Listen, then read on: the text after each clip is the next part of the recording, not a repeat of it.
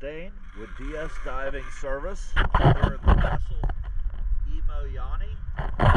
It is June 19th, 2020. We're going to take a look. Customer just got new bottom paint. I'm not going to clean it today.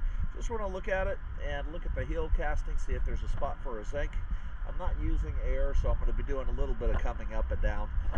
All right, let's take a look.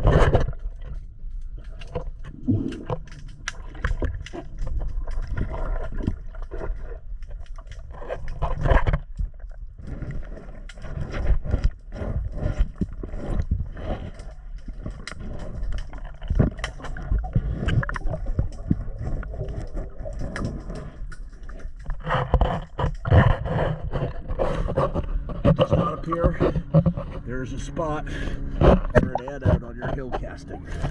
Let's keep looking at the boat.